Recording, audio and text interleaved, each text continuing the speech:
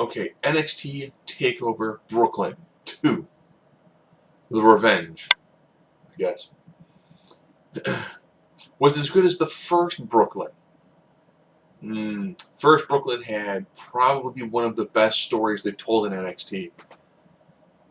Because they do great babyface redemption and babyface chasing title stories. So, solid, undeniably solid, but it really did lack that amazing Sasha Bayley build-up. But we'll get into this. No Way Jose Austin Aries. This showed how simple storytelling is effective. Austin Aries felt overlooked, but No Way Jose was like, hey man, just have fun with it, just dance with it. And everyone knew that, like, Austin's going to turn it. We need heel Austin Aries. He turned and I was like, oh, yes, heel Austin Aries is fantastic. But then, No Way Jose was also like, I'm a nice guy. I'm compassionate. Now I'm going to kick your teeth down your throat. So now all of a sudden you had a guy who was not a great baby face, makes a really awesome heel, takes a guy who's, energetic, charismatic, kind of bland baby face, give him that little bit of edge, and you put him in a match. Solid match. With of course, a sunset flip powerbomb in the last chancery. Beautiful sequence of events. I liked how they constantly had Aries fight out of the finish attempt from No Way Jose. Good match. Both guys came out looking well. That's what you want. Billie Kay, in her evil character from Frozen Ice, which I watch NXT and I'm kind of like, okay. I'm confused about what you're trying to go for. They're like, she's the femme fatale. Basis what? I mean, Peyton Rose came out for a while smelling a flower. They're like, she's like a poison ivy. Okay. So she's a Batman villain? I mean, she's good in the ring, just her character doesn't make any sense. Taking on Ember Moon, who has, I guess, a wolf-style character, but also has, like, fiery red eyes.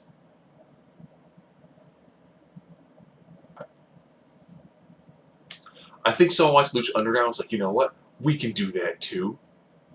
Norris versus Athena. And their match was good. There was a miscommunication in whether they're going for like a gory special. And I was like, okay. They kind of... It's hard to tell those sort of moves. It's like, okay, we're going to go from like, I'm going to stuff you on, go for a powerbomb. I'm going to watch you get my shoulders so I can go from it.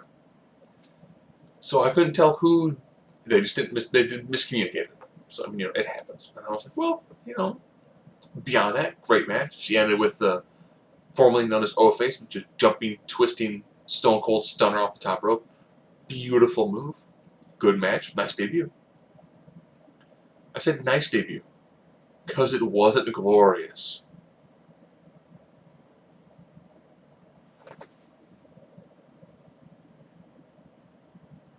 And probably one of the greatest debuts that did not involve a man named Shinsuke Nakamura. From a pedestal high above the ramp, Bobby descended to join the rebel on the floor while the crowd is singing his theme song.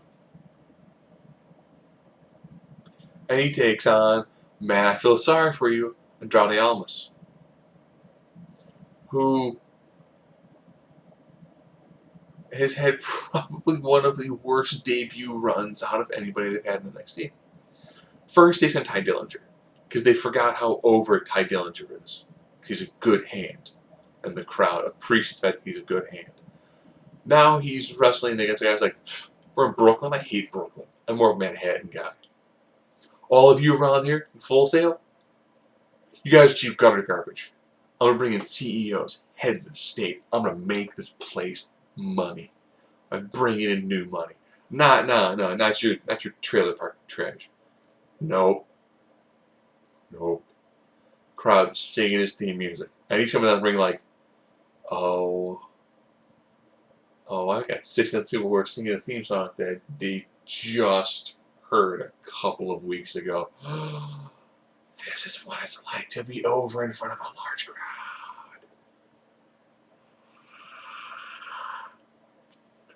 And hats off to Andrade Almas. This has probably been his best match. Lots of nice, good back and forth. To the point where you almost actually thought maybe, just maybe, Bobby Roode would lose his first match. He doesn't. It's a glorious bomb. Pump handle drop. Okay, that works. Gets the 1, 2, 3. Crowd goes nuts. Beautiful debut. Dare I say glorious? Truly glorious.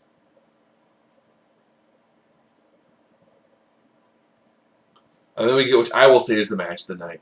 This is the first of our 3 title matches.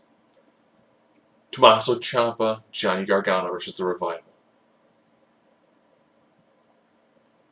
This match should come with a Surgeon General's warning that if you have a weak heart, or are known for heart attacks, or have issues related to cardiac health, this match has some flat-out heart-stopping moments in it. I don't know how many times it seemed legitimately like Ciampa and Gargano were gonna win it. And it just always came up short. The Revival is probably currently the most perfect tag team in the WWE multiverse. That's WWE and NXT. Sorry, New Day in the Club. Renzo and Big Cass. The in-ring work of the Revival is so smooth and so dastardly healed. Even if you respect what they do, you still don't like them. That is true healing. The fact that they are so good in the ring. The smart guy's like, oh, that was great. God, I hate you guys. And when it was done and Gargano and Ciampa was in the ring, the crowd was like, oh, they're gonna turn Ciampa. They're gonna turn. He's gonna attack him.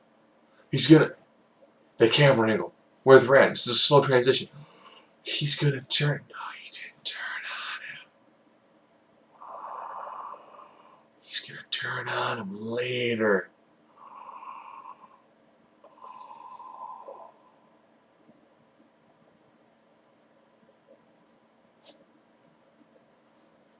So, beautiful story. Right amount of brutality. Tremendous tag team work. Beautiful camera work to not show some of the false moments here and there. That's just... oh, man. You almost can tell that I think they need to have a breather match in between their like stacked main event. Because the crowd just gets so beat up by the time the main event rolls around, they're just like, I'm done. Probably just had to quit going to indie shows like Shimmer and Ring of Honor. Is good wrestling is physically, emotionally, mentally, spiritually draining. All no way! Did you just... I know we just saw the same thing because we're watching it together, but dude, just... and then when it's done, you're like, I'm just done. I'm spent. I get in my car and drive home. I'm gonna take a nap. Man, I gave so much energy to the ring. I'm just done. Bailey comes out with an updated entrance, kind of. They have more wacky waveable flailing arm flailing men, which was good. She had him opposite the hard camera. Okay, I like it. Asuka comes out carrying. She comes out with, and she holds him over her head, which has this really ornate silhouette with additional robes to it. Looked beautiful. wearing a mask with lines that takes the mask off, and the lines actually match the painting she has on her face. Good. Good. These two have a nice, solid match. With one mistake. I think they were going for a powerbomb spot, but they were both so exhausted and it being kind of like gotcha neutralizer. Seemed kind of weird to do in a match, but you know, Asuka did a lot of submission work, so it took Bayley's legs out, so it made sense that she couldn't get the move done. And of course, Graves and Shut Up Tom, or Brian, Nathaniel, Tim, did a good job selling for that aspect. I'm like, it's good. That's good. Mistakes made in the ring can be covered by good announcers. And of course, the crowd's not going to chant, you have to Bayley. Bayley showed a lot of fire, a lot of heart, and at the end of the day, she got out the Asuka lock, but took a stiff kick to the head. 1, 2, 3, and it was done. She then hugged Becky and Sasha, who are in one area, and then went to Charlotte because, they don't blend heels and faces. Gotta keep kayfabe. And then hugged, little Izzy, then walked away. As a crowd, I was like, thank you. Asuka went from being partial tweener to full-on face by congratulating Bayley on the hard work and showing the respect that she hung with her that long. Okay. Good match, nothing to be ashamed of. If that had been a main roster match, it would have been beautiful. But since I kept on playing up, last year I beat Sasha in an epic match of the year candidate. When you set the bar really high, it's okay to come under it. Because that bar was set really high. As in our last match, I said that about Dallas. Should you come back? She comes back to Raw, and then Nikki goes to SmackDown, or Emma goes to SmackDown. I could see 7 women on both shows, even though they've got technically 4 up in the air, if you consider Rosa Mendes. Then we get to the main event. They had a guy rock the violin for Shinsuke's opening. I don't know the guy's name. Dude freaking killed it for the Finn Balor Undertaker-esque length that they gave Shinsuke Nakamura. And if that crowd would have popped any more, there would have been spontaneous combustion all over the place. That much popped.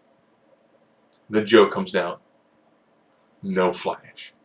Just, we're going to do like a green thing behind you, walk down the ring. And their match was awkwardly paced. You're thinking these two guys, you got brutal strikes and submissions. I'm thinking we were going to see a lot of just, like we're watching like a UFC fight. And they did a lot more wrestles than I thought they would do. The strikes were brutal. I love Joe's constant transition from like one submission to another, or like, oh, I've got your legs. But I'm going for a pin. Screw the pin. I'm pushing the Boston Crab. I like that. I like that nice transition. Like, I got you in a leg hold, crossface. Those nice smooth transitions. It showed a really good, more kind of between like a strong and a catch style, with good submission work. That was good. I needed more of those moments. And of course, they get some distance, explosive strikes. Here we go. Muscle Buster. 1, 2, network cuts out of the pre-show. Because whenever they go over the initial allotted time, it gives networks a hissy fit. So 5 minutes later, after I had to go back through, I'm like, well, let's see if I can watch it from the now standpoint. Well, now standpoint puts me in the Austin Aries No Way Jose ending, where Hideo Itami comes in to go to sleep on Austin Aries, so sets up his next feud. And then fast forward to the Muscle Buster spot. 1, 2, kick out. Okay, goes for another one. It's reversed. Eats a knee to the face. A Kinshasa that looked like he legitimately hit Joe. Joe kicks out, but Joe is.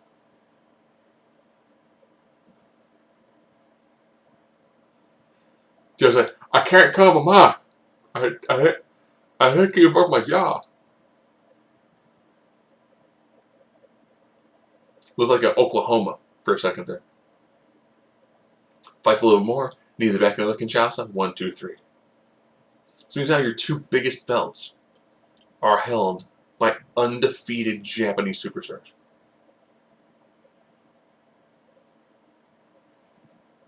Alright, SummerSlam.